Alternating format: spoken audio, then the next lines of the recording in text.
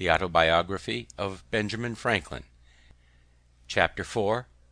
First Visit to Boston. Sir William Keith, governor of the province, was then at Newcastle, and Captain Holmes, happening to be in company with him when my letter came to hand, spoke to him of me, and showed him the letter. The governor read it, and seemed surprised when he was told my age. He said I appeared a young man of promising parts, and therefore should be encouraged.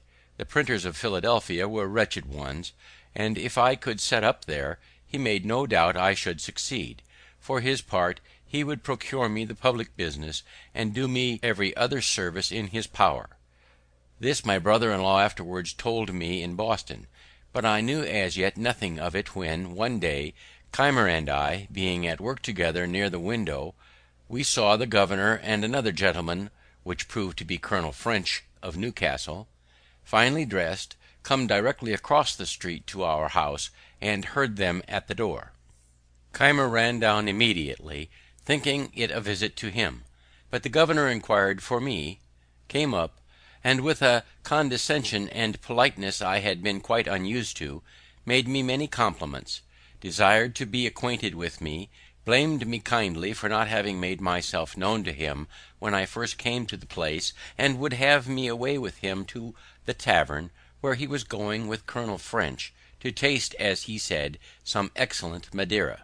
I was not a little surprised, and Keimer stared like a pig poisoned. I went, however, with the governor and Colonel French to a tavern at the corner of 3rd Street, and over the Madeira he proposed my setting up my business, laid before me the probabilities of success, and both he and Colonel French assured me I should have their interest and influence in procuring the public business of both governments. On my doubting whether my father would assist me in it, Sir William said he would give me a letter to him, in which he would state the advantages, and he did not doubt of prevailing with him. So it was concluded I should return to Boston in the first vessel, with the governor's letter recommending me to my father. In the meantime, the intention was to keep a secret, and I went on working with Keimer as usual, the governor sending for me now and then to dine with him, a very great honor I thought it, and conversing with me in the most affable, familiar, and friendly manner imaginable. About the end of April 1724, a little vessel offered for Boston. I took leave of Keimer, as going to see my friends. The governor gave me an ample letter, saying many flattering things of me to my father, and strongly recommending the project of my setting up in Philadelphia as a thing that must make my fortune. We struck on a shoal in going down the bay, and sprung a leak. We had a blistering time at sea, and were obliged to pump almost continuously, at which I took my turn. We arrived safe, however, at Boston in about a fortnight. I had been absent 7 months, and my friends had heard nothing of me, for my brother Holmes was not yet returned, and had not written about me. My unexpected appearance surprised the family. All were, however, very glad to see me, and made me welcome, except my brother. I went to see him at his printing house. I was better dressed than ever while in his service, having a genteel new suit from head to foot, a watch, and my pockets lined with near £5 sterling in silver. He received me not very frankly, looked me all over, and turned to his work again. The journeymen were inquisitive where I had been, what sort of a country it was, and how I liked it. I praised it much, the happy life I led in it, expressing strongly my intention of returning to it, and one of them asked what kind of money we had there. I produced a handful of silver, and spread it before them, which was a kind of raree show, a peep show in a box, they had not been used to, paper money being the money of Boston. There were no mints in the colonies, so the metal money was of foreign coinage, and not nearly so common as paper money, which was printed in large quantities in America, even in small denominations. Then I took the opportunity of letting them see my watch, and lastly, my brother still glum and sullen, I gave them a piece of 8 Spanish dollar, about equivalent to our dollar, to drink, and took my leave. This visit of mine offended him extremely, for when my mother some time after spoke to him of a reconciliation, and of her wishes to see us on good terms together, and that we might live for the future as brothers, he said I had insulted him in such a manner before his people that he could never forget or forgive it. In this, however, he was mistaken. My father received the governor's letter with some apparent surprise, but said little of it to me for some days. When Captain Holmes returned, he showed it to him and asked him if he knew Keith and what kind of man he was, adding his opinion that he must be of small discretion to think of setting a boy up in a business who wanted yet 3 years of being a man's estate. Holmes said what he could in favour of the project, but my father was clear in the impropriety of it, and at last gave a flat denial to it. Then he wrote a civil letter to Sir William, thanking him for the patronage he had so kindly offered me, but declining to assist me as yet in setting up, I being, in his opinion, too young to be trusted with the management of a business so important, and for which the preparation must be so expensive. My friend and companion Collins, who was a clerk in the post office, pleased with the account I gave him of my new country, determined to go thither also, and while I waited for my father's determination, he set out before me by land to Rhode Island, leaving his books, which were a pretty collection of mathematics and natural philosophy, to come with mine and me to New York, where he proposed to wait for me. My father, though he did not approve Sir William's proposition, was yet pleased that I had been able to obtain so advantageous a character from a person of such note where I had resided, and that I had been so industrious and careful as to equip myself so handsomely in so short a time. Therefore, seeing no prospect of an accommodation between my brother and me, he gave his consent to my returning again to Philadelphia, advised me to behave respectfully to the people there, endeavouring to obtain the general esteem, and avoid lampooning and libelling, to which he thought I had too much inclination, telling me that by steady industry and a prudent parsimony I might save enough by the time I was 21 to set me up, and that if I came near the matter he would help me out with the rest. This was all I could obtain, except some small gifts as tokens of his and my mother's love, when I embarked again for New York, now with their approbation and their blessing. The sloop putting in at Newport, Rhode Island, I visited my brother John, who had been married and settled there some years. He received me very affectionately, for he always loved me.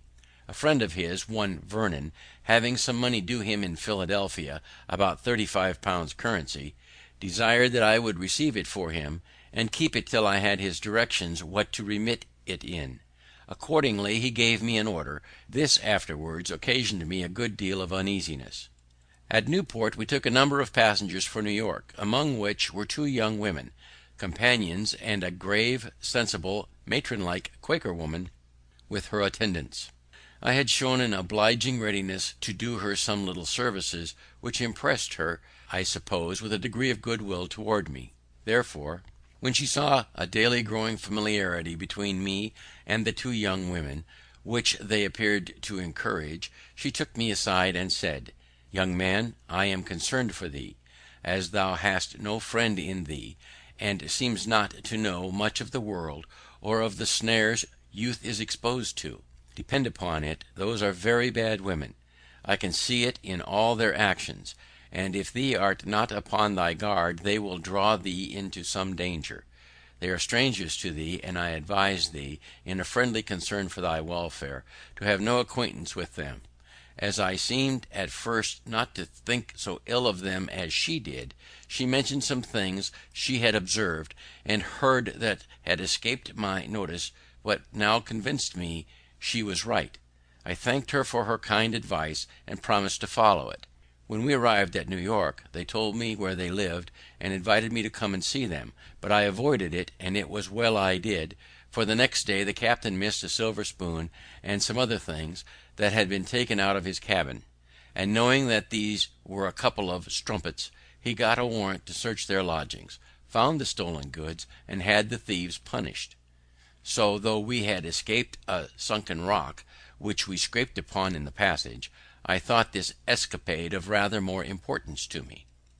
At New York I found my friend Collins, who had arrived there some time before me. We had been intimate from children, and had read the same books together, but he had the advantage of more time for reading and studying, and a wonderful genius for mathematical learning, in which he far outstripped me. While I lived in Boston, most of my hours of leisure for conversation were spent with him, and he continued a sober as well as an industrious lad, was much respected for his learning by several of the clergy and other gentlemen, and seemed to promise making a good figure in life. But during my absence he had acquired a habit of sotting with brandy, and I found by his own account, and what I heard from others, that he had been drunk every day since his arrival in New York, and behaved very oddly. He had gamed too, and lost his money, so that I was obliged to discharge his lodgings and defray his expenses to and at Philadelphia, which proved extremely inconvenient to me. The governor of New York, Burnet, son of Bishop Burnet, hearing from the captain that a young man, one of his passengers, had a great many books, desired he would bring me to see him. I waited upon him accordingly, and should have taken Collins with me, but that he was not sober. The governor treated me with great civility, showed me his library, which was a very large one, and we had a good deal of conversation about books and authors. This was the second governor who had done me the honour to take notice of me, which to a poor boy like me was very pleasing. We proceeded to Philadelphia.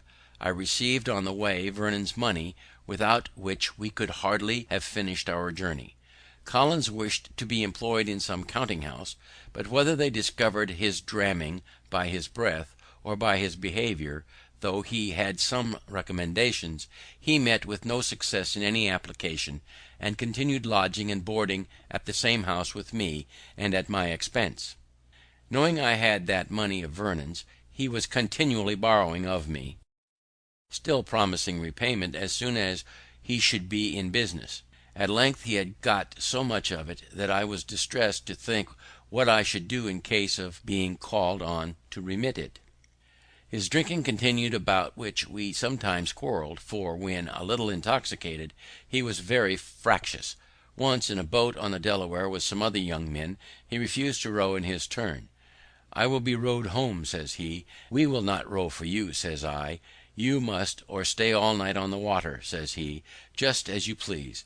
The others said, "Let us row, what signifies it?" But my mind being soured with his other conduct, I continued to refuse.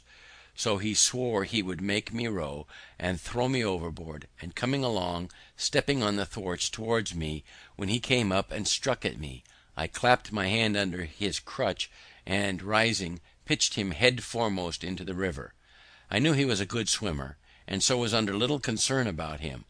But before he could get round to lay hold of the boat, we had a few strokes pulled her out of his reach, and ever when he drew near the boat, we asked if he would row, striking a few strokes to slide her away from him. He was ready to die with vexation, and obstinately would not promise to row. However, seeing him at last beginning to tire, we lifted him and brought him home dripping wet in the evening. We hardly exchanged a civil word afterward, and a West Indian captain, who had a commission to procure a tutor for the sons of a gentleman at Barbados, happening to meet with him, agreed to carry him thither. He left me then, promising to remit the first money he should receive in order to discharge the debt, but I never heard of him after. Breaking into this money of Vernon's was one of the first great errata of my life, and this affair showed that my father was not much out in his judgment when he supposed me too young to manage business of importance. But Sir William, on reading his letter, said he was too prudent. There was great difference in persons, and discretion did not always accompany years, nor was youth always without it. And since he will not set you up, says he, I will do it myself. Give me an inventory of the things necessary to be had from England, and I will send for them. You shall repay me when you are able. I am resolved to have a good printer here, and I am sure you must succeed. This was spoken with such an appearance of cordiality that I had not the least doubt of his meaning, and what he said. I had hitherto kept the proposition of my setting up a secret in Philadelphia, and I still kept it. Had it been known that I depended on the governor, probably some friend that knew him better would have advised me not to rely on him, as I afterwards heard it was his known character to be liberal of promises which he never meant to keep. Yet, unsolicited as he was by me, how could I think his generous offer insincere? I believed him one of the best men of the world. I presented him an inventory of a little print house, amounting to my computing to about £100 sterling. He liked it, but asked me if my being on the spot in England to choose the types and see that everything was good of the kind might not be of some advantage. Then, says he, when there you may make acquaintances and establish correspondence in the bookselling and stationery way. I agreed that this might be advantageous. Then, says he, get yourself ready to go with Annis, which was the annual ship and the only one at that time usually passing between London and Philadelphia. But it would be some months before Annis sailed, so I continued working with Keimer, fretting about the money Collins had got from me, and in daily apprehension of being called upon by Vernon, which, however, did not happen for some years after. I believe I have omitted mentioning that in my first voyage from Boston, being becalmed off Block Island, our people set about catching cod, and hauled up a great many. Hitherto I had stuck to my resolution of not eating animal food, and on this occasion I considered it with my master Tyrone the taking every fish as a kind of unprovoked murder, since none of them had or ever could do us any injury that might justify the slaughter. All this seemed to be reasonable, but I had formerly been a great lover of fish, and when this came hot out of the frying pan, it smelt admirably well. I balanced some time between principle and inclination, till I reckoned that, when the fish were opened, I saw smaller fish taken out of their stomachs. Then thought I, if you eat one another, I don't see why we mayn't eat you. So I dined upon cod very heartily, and continued to eat with other people, returning now only and then occasionally to a vegetable diet. So convenient a thing is it to be a reasonable creature, since it enables one to find or make a reason for everything one has a mind to do. End of chapter 4. The Autobiography of Benjamin Franklin. Chapter 5. Early Friends in Philadelphia. Keimer and I lived on a pretty good familiar footing, and agreed tolerably well, for he suspected nothing of my setting up. He retained a great deal of his old enthusiasms, and loved argumentation. We, therefore, had many disputations.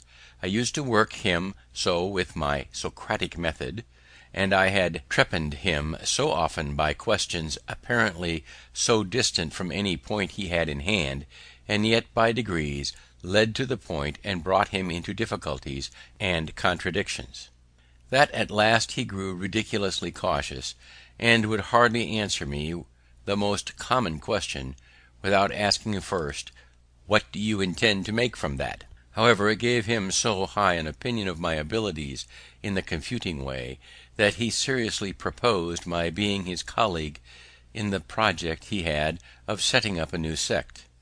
He was to preach the doctrines, and I was to confound all opponents.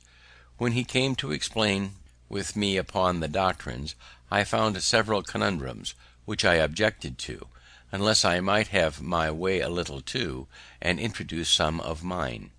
Keimer wore his beard at full length, because somewhere in the Mosaic law it is said, "Thou shalt not mar the corners of thy beard." He likewise kept the seventh-day Sabbath, and these 2 points were essential to him. I disliked both, but agreed to admit them upon condition of his adopting the doctrine of using no animal food. "I doubt," said he, "my constitution will not bear that." I assured him it would, and that he would be better for it. He was usually a great glutton, and I promised myself some diversion in half starving him. He agreed to try the practice, if I would keep him company. I did so, and we held it for 3 months. We had our victuals dressed and brought to us regularly by a woman in the neighbourhood, who had from me a list of 40 dishes to be prepared for us at different times, in all which there were neither fish, flesh, nor fowl. The whim suited me the better at this time, from the cheapness of it, not costing us above 18 pence sterling each week.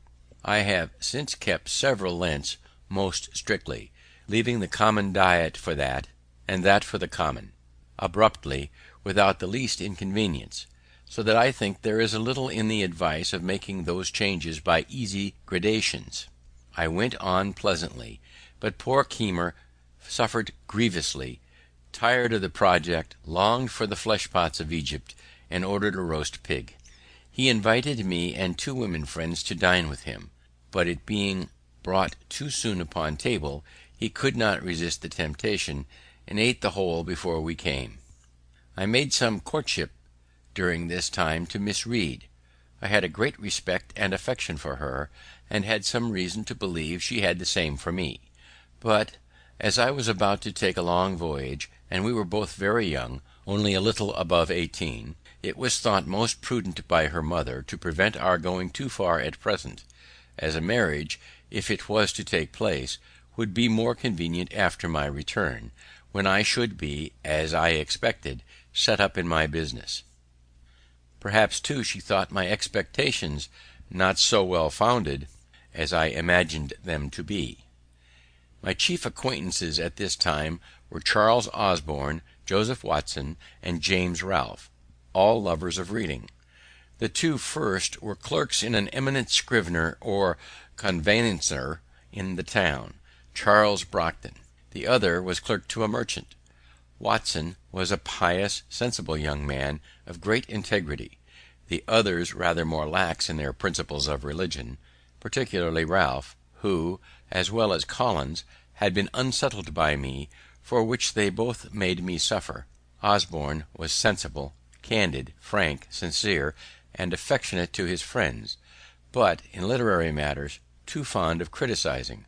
Ralph was ingenious, genteel in his manners, and extremely eloquent.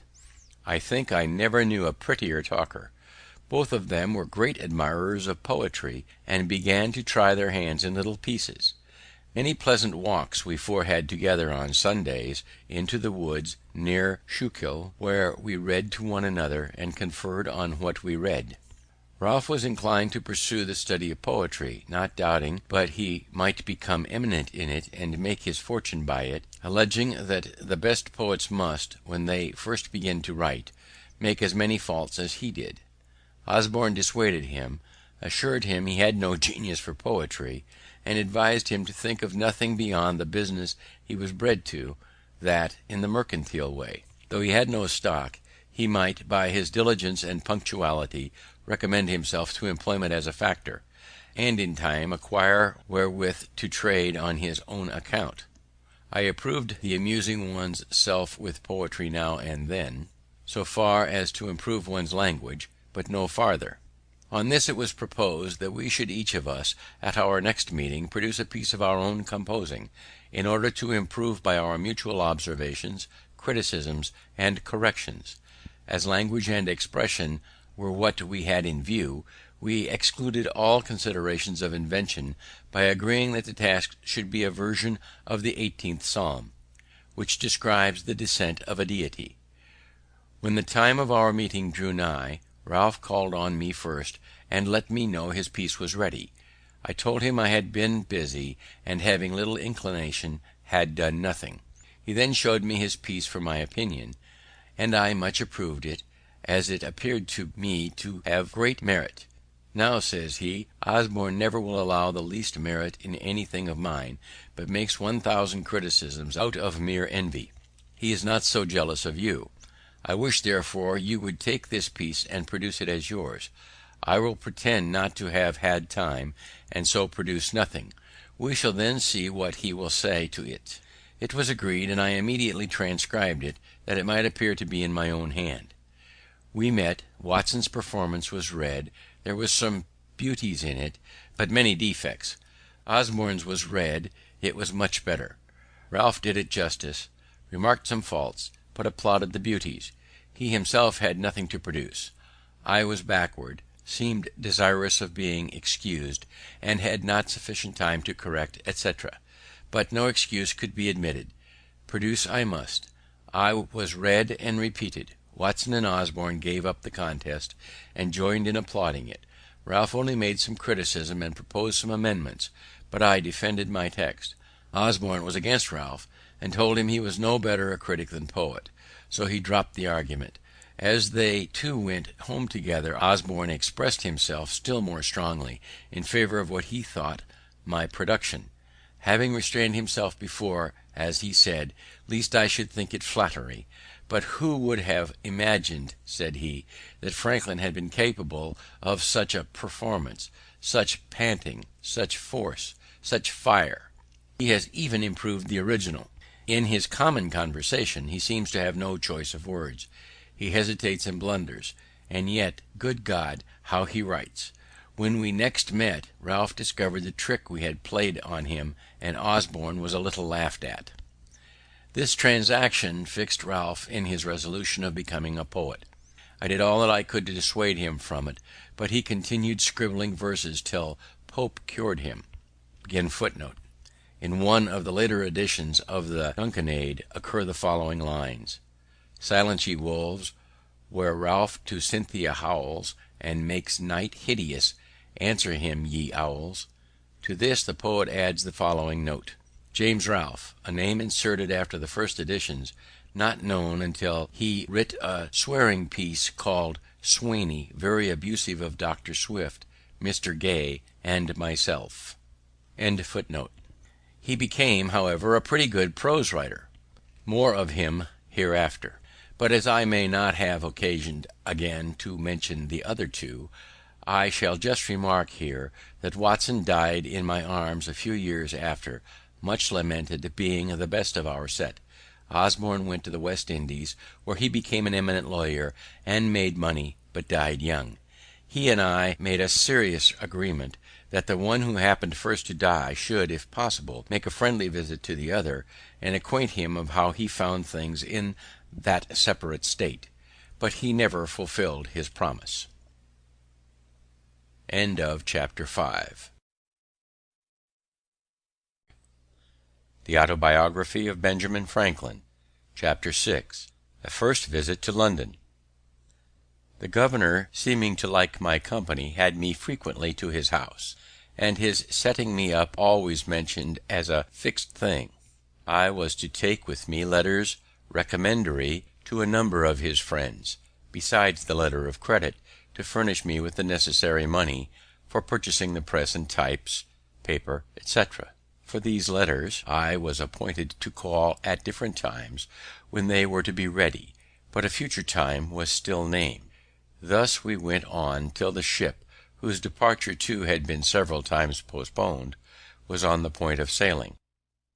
Then, when I called to take my leave and receive the letters, his secretary, Dr. Bard, came out to me and said the governor was extremely busy in writing, but would be down at Newcastle before the ship, and there the letters would be delivered to me. Ralph, though married and having one child, had determined to accompany me in this voyage. It was thought he intended to establish a correspondence and obtain goods to sell on commission, but I found afterward that, through some discontent with his wife's relations, he proposed to leave her on their hands and never return again. Having taken leave of my friends, and interchanged some promises with Miss Reed, I left Philadelphia in the ship which anchored at Newcastle. The governor was there, but when I went to his lodgings, the secretary came to me from him with the civilest message in the world that he could not then see me, being engaged in business of the utmost importance, but should send the letters to me on board, and wished me heartily a good voyage and a speedy return, etc. I returned on board a little puzzled, but still not doubting. Mr. Andrew Hamilton, a famous lawyer of Philadelphia, had taken passage in the same ship for himself and son, and with Mr. Denham, a Quaker merchant, and Messrs. Orion and Russell, masters of an iron work in Maryland, had engaged the great cabin, so that Ralph and I were forced to take up with a berth in the steerage, and none on board knowing us were considered as ordinary persons. But Mr. Hamilton and his son, it was James since governor, returned from Newcastle to Philadelphia, the father being recalled by a great fee to plead for a seized ship, and, just before we sailed, Colonel French coming on board and showing me great respect, I was more taken notice of, and, with my friend Ralph, invited by other gentlemen to come into the cabin, there being now room. Accordingly we removed thither. Understanding that Colonel French had brought on board the governor's dispatches, I asked the captain for those letters that were to be under my care. He said all were put in the bag together, and he could not then come at them, but before we landed in England I should have an opportunity of picking them out. So I was satisfied for the present, and we proceeded on our voyage. We had a sociable company in the cabin, and lived uncommonly well, having the addition of all Mr. Hamilton's stores, who had laid in plentifully. In this passage Mr. Denham contracted a friendship for me that continued during his life. The voyage was otherwise not a pleasant one, as we had a great deal of bad weather. When we came to the Channel, the captain kept his word with me, and gave me an opportunity of examining the bag for the governor's letters. I found none upon which my name was put as under my care.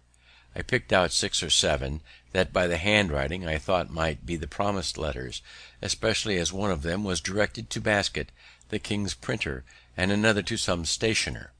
We arrived in London the 24th of December, 1724. I waited upon the stationer, who came first in my way, delivering the letter as from Governor Keith. "I don't know such a person," says he, but opening the letter, "Oh, this is from Riddlesden. I have lately found him to be a complete rascal, and I will have nothing to do with him, nor receive any letters from him." So, putting the letter into my hands, he turned on his heel and left me to serve some customer. I was surprised to find that these were not the governor's letters, and, after recollecting and comparing circumstances, I began to doubt his sincerity. I found my friend Denham, and opened the whole affair to him. He let me into Keith's character, told me there was not in the least probability that he had written any letters for me, that no one who knew him had the smallest dependence on him, and he laughed at the notion of the governor's giving me a letter of credit, having, he said, no credit to give. On my expressing some concern about what I should do, he advised me to endeavour getting some employment in the way of my business. "Among the printers here," said he, "you will improve yourself, and when you return to America you will set up to greater advantage." We both of us happened to know, as well as the stationer, that Riddlesden, the attorney, was a very knave. He had half ruined Miss Read's father by persuading him to be bound for him. By this letter it appeared there was a secret scheme on foot to the prejudice of Hamilton, supposed to be then coming over with us, and that Keith was concerned in it with Riddlesden. Denham, who was a friend of Hamilton's, thought he ought to be acquainted with it. So, when he arrived in England, which was soon after, partly from resentment and ill will to Keith and Riddlesden, and partly from good will to him, I waited on him and gave him the letter. He thanked me cordially, the information being of importance to him, and from that time he became my friend, greatly to my advantage afterwards on many occasions. But what shall we think of a governor's playing such pitiful tricks, and imposing so grossly on a poor ignorant boy? It was a habit he had acquired. He wished to please everybody, and, having little to give, he gave expectations. He was otherwise an ingenious, sensible man, a pretty good writer, and a good governor for the people, though not for his constituents. The proprieties, whose instructions he sometimes disregarded, several of our best laws, were of his planning, and passed during his administration. Ralph and I were inseparable companions. We took lodgings together in Little Britain, at 3 shillings and 6 a week, as much as we could then afford. He found some relations but they were poor, and unable to assist him. He now let me know his intentions of remaining in London, and that he never meant to return to Philadelphia. He had brought no money with him, the whole he could muster having been expended paying his passage. I had 15 pistoles, so he borrowed occasionally of me to subsist while he was looking out for business. He first endeavoured to get into the playhouse, believing himself qualified for an actor; but Wilkes, to whom he applied, advised him candidly not to think of that employment, as it was impossible he should succeed in it. Then he proposed to Roberts, a publisher in Paternoster Row, to write for him a weekly paper like the Spectator, on certain conditions, which Roberts did not approve. Then he endeavoured to get employment as a hackney writer, to copy for the stationers and lawyers about the Temple, but could find no vacancy. I immediately got into work at Palmer's, then a famous printing house in Bartholomew Close, and there I continued near a year. I was pretty diligent, but spent with Ralph a good deal of my earnings in going to plays and other places of amusement. We had together consumed all of my pistoles, and now just rubbed on from hand to mouth. He seemed quite to forget his wife and child, and I by degrees my engagements with Miss Read, to whom I never wrote more than one letter, and that was to let her know I was not likely soon to return. That was another of the great errata of my life, which I should wish to correct if I were to live it over again. In fact, by our expenses, I was constantly kept unable to pay my passage. At Palmer's I was employed in composing for the second edition of Wollaston's Religion of Nature. Some of his reasonings not appearing to me well founded, I wrote a little metaphysical piece in which I made remarks on them. It was entitled A Dissertation on Liberty and Necessity, Pleasure and Pain. I inscribed it to my friend Ralph. I printed a small number. It occasioned my being more considered by Mr. Palmer as a young man of some ingenuity, though he seriously expostulated with me upon the principles of my pamphlet, which to him appeared abominable. My printing this pamphlet was another erratum. While I lodged in Little Britain, I made an acquaintance with one Wilcox, a bookseller, whose shop was at the next door. He had an immense collection of second-hand books. Circulating libraries were not then in use, but we agreed that, on certain reasonable terms, which I have now forgotten, I might take, read, and return any of his books.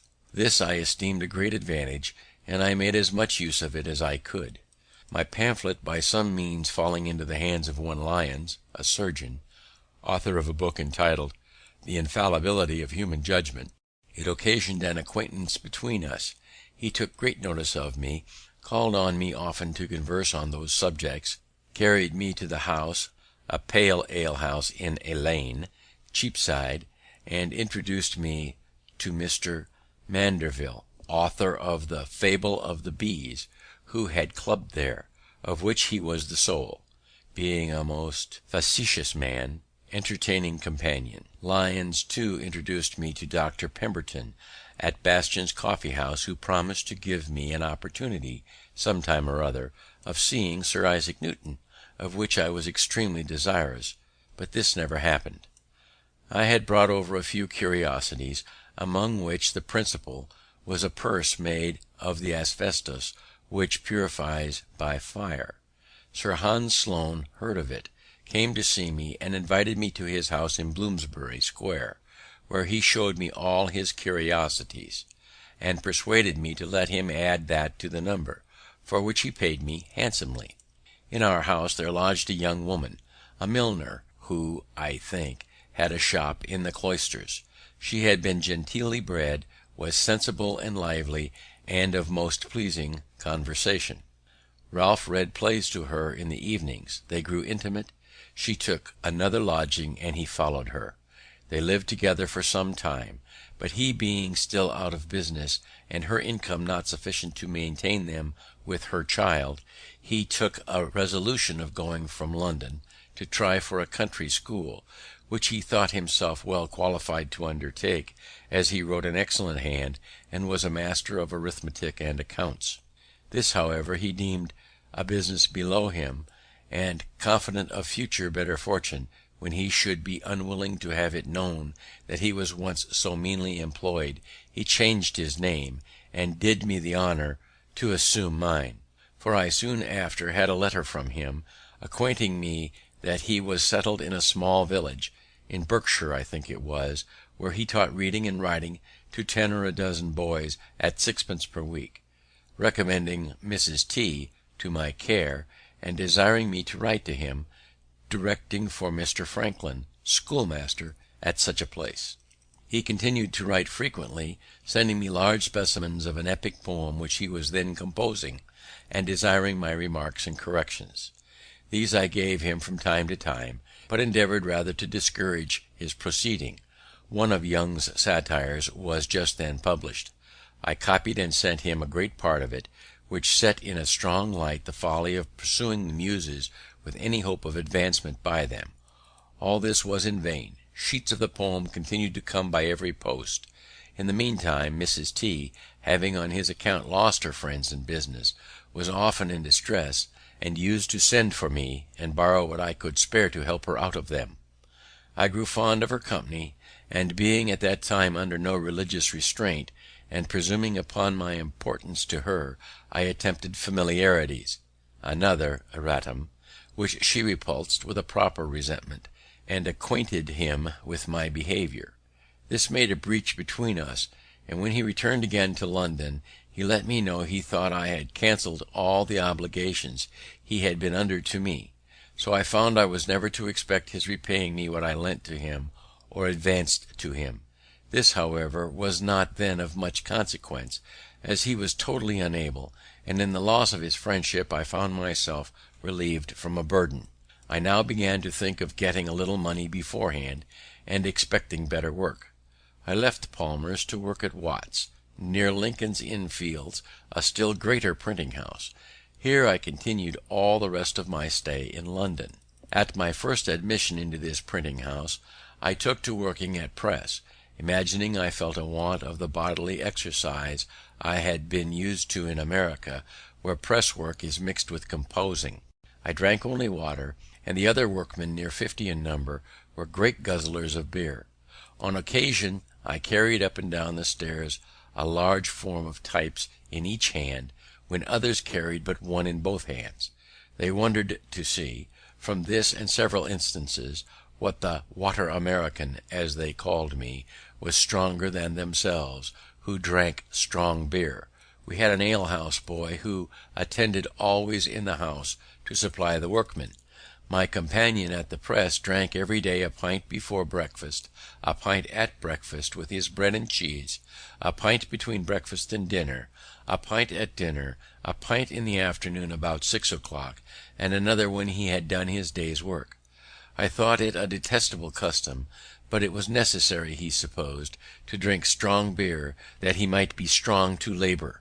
I endeavoured to convince him that the bodily strength afforded by beer could only be in proportion to the grain or flour in the barley, dissolved in the water of which it was made; that there was more flour in a pennyworth of bread, and therefore, if he would eat that with a pint of water, it would give him more strength than a quart of beer. He drank on, however, and had 4 or 5 shillings to pay out of his wages every Saturday night for that muddling liquor, an expense I was free from, and thus these poor devils kept themselves always under. Watts, after some weeks, desiring to have me in the composing room, I left the pressman a new bienvenue, or sum for drink, being 5 shillings, was demanded of me by the compositors.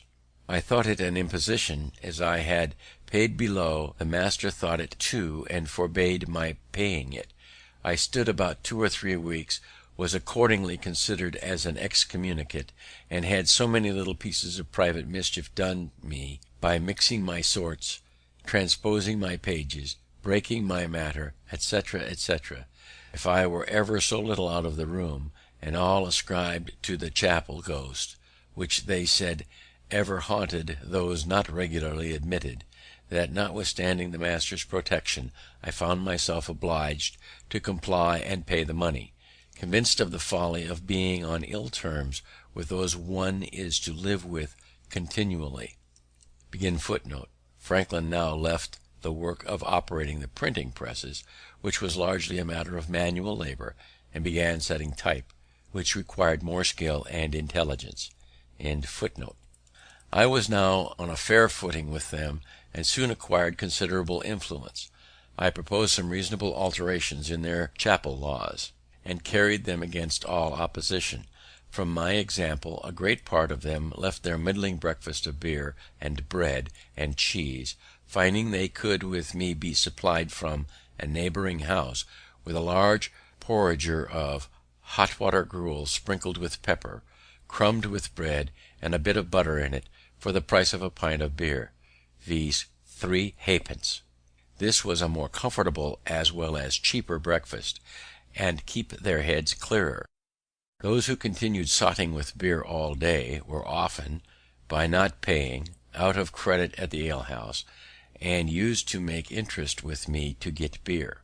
Their light, as they phrased it, being out, I watched the pay table on Saturday night, and collected what I stood engaged for them, having to pay sometimes near 30 shillings a week on their accounts. Thus, and my being esteemed a pretty good rigite, that is, a jocular verbal satirist, supported my consequence in the society. My constant attendance, I never making a St. Monday, recommended me to the master, and my uncommon quickness at composing occasioned my being put upon all work of dispatch, which was generally better paid. So I went now very agreeably. A printing house is called a chapel, because Caxton, the first English printer, did his printing in a chapel connected with Westminster Abbey. St. Monday is a holy day taken to prolong the dissipation of Saturday's wages.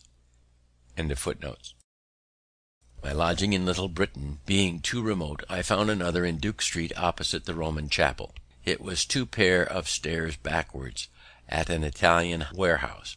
A widow lady kept the house. She had a daughter and a maid servant, and a journeyman who attended the warehouse, but lodged abroad. After sending to inquire my character at the house where I had last lodged, she agreed to take me at the same rate, 3 shillings 6pence per week, cheaper, as she said, from the protection she expected in having a man lodge in the house. She was a widow, an elderly woman, and had been bred a Protestant, being a clergyman's daughter, but was converted to the Catholic religion by her husband, whose memory she much revered, had lived much among people of distinction, and knew 1,000 anecdotes of them as far back as the times of Charles II. She was lame in her knees with the gout, and therefore seldom stirred out of her room, so sometimes wanted company, and hers was so highly amusing to me that I was sure to spend an evening with her whenever she desired it. Our supper was only half an anchovy each on a very little strip of bread and butter, and half a pint of ale between us, but the entertainment was in her conversation. My always keeping good hours and giving little trouble in the family made her unwilling to part with me, so that when I talked of a lodging I had heard of nearer my business for 2 shillings a week, which meant I was now on saving money, made some difference, she bid me not think of it, for she would abate me 2 shillings a week for the future. So I remained with her at 1 shilling 6pence as long as I stayed in London. In a garret of her house there lived a maiden lady of 70, in the most retired manner, of which my landlady gave me this account, that she, being a Roman Catholic, had been sent abroad when young, and lodged in a nunnery with the intent of becoming a nun. But the country not agreeing with her, she returned to England, where, there being no nunnery, she had vowed to lead a life of a nun as near as might be done in those circumstances. Accordingly, she had given all her estate to charitable uses, reserving only £12 a year to live on, and out of this sum she still gave a great deal to charity, living herself on water gruel only, and using no fire but to boil it. She had lived many years in that garret, being permitted to remain there gratis by successive Catholic tenants of the house below, as they deemed it a blessing to have her there. A priest visited her to confess her every day. "I have asked her," said my landlady, "how she, as she lived, could possibly find so much employment for a confessor." "Oh," she said, "it is impossible to avoid vain thoughts." I was permitted once to visit her. She was cheerful and polite, and conversed pleasantly. The room was clean, but had no other furniture than a maltus, a table with a crucifix and a book, a stool which she gave me to sit on, and a picture over the chimney of St. Veronica, displaying her handkerchief with the miraculous figure of Christ's bleeding face on it, which she explained to me with great seriousness. She looked pale, but was never sick, and I gave it as another instance on how small an income, life and health may be supported. At Watt's printing house I contracted an acquaintance with an ingenious young man, one Wygate, who, having healthy relations, had been better educated than most printers, was a tolerable Latinist, spoke French, and loved reading. I taught him and a friend of his to swim at twice going into the river, and they soon became good swimmers. They introduced me to some gentlemen from the country who went to Chelsea by water to see the college and Don Saltero's curiosities. In our return, at the request of the company whose curiosity Wygate had excited, I stripped and leapt into the river and swam from near Chelsea to Blackfriars, performing on the way many feats of activity, both upon and under water, that surprised and pleased those to whom they were novelties. The story is that she met Christ on his way to crucifixion, and offered him her handkerchief to wipe the blood from his face, after which the handkerchief always bore the image of Christ's bleeding face. James Salter, a former servant of Hans Sloane, lived in Cheyne Walk, Chelsea. His house, a barber shop, was known as Don Salarto's coffee house. The curiosities were in glass cases, and constituted an amazing and motley collection: a petrified crab from China, a liquefied hog, Job's tears, Madagascar lances, William the Conqueror's flaming sword, and Henry VIII's coat of mail. The swim was of about 3 miles. I had from a child been ever delighted in this exercise, had studied and practised all Trevnor's motions and positions, added some of my own, aiming at the graceful and easy as well as the useful. All these I took this occasion of exhibiting to the company, and was much flattered by their admiration; and Wygate, who was desirous of becoming a master, grew more and more attached to me on that account, as well as from the similarity of our studies. He at length proposed to me travelling all over Europe together, supporting ourselves everywhere by working at our business. I was once inclined to it, but mentioned it to my good friend Mr. Denham, with whom I often spent an hour when I had leisure.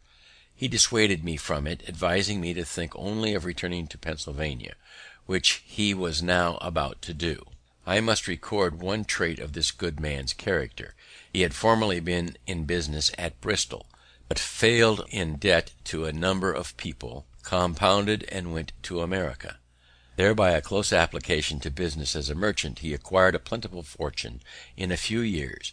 Returning to England in the ship with me, he invited his old creditors to an entertainment, at which he thanked them for the easy composition they had favoured with him, and when they expected nothing but the treat, every man at the first remove found under his plate an order on a banker for the full amount of the unpaid remainder with interest.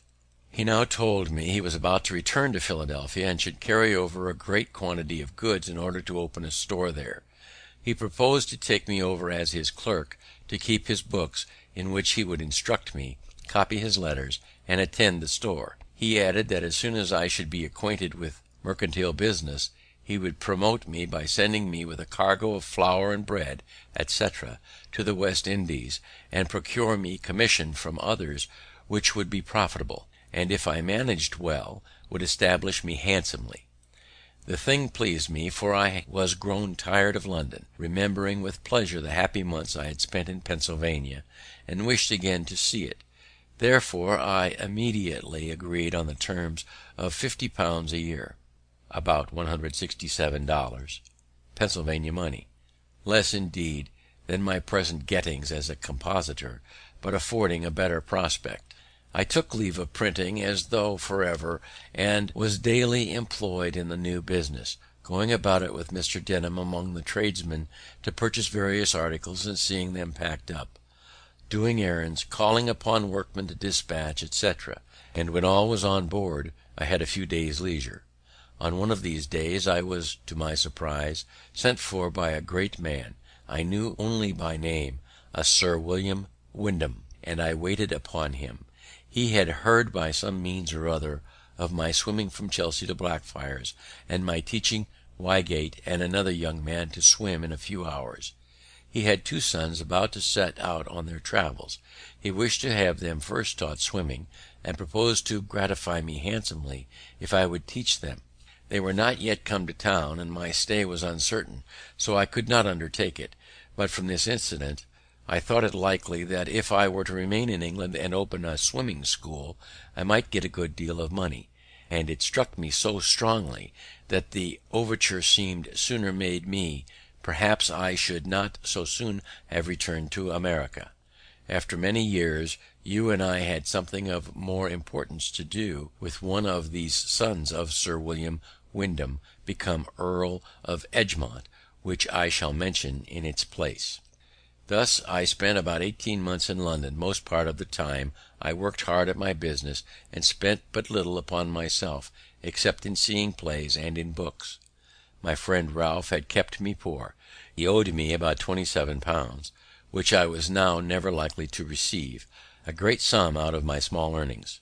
I loved him, notwithstanding, for he had many admirable qualities. I had by no means improved my fortune, but I had picked up some very ingenious acquaintance, whose conversation was of great advantage to me, and I had read considerably. Chapter 6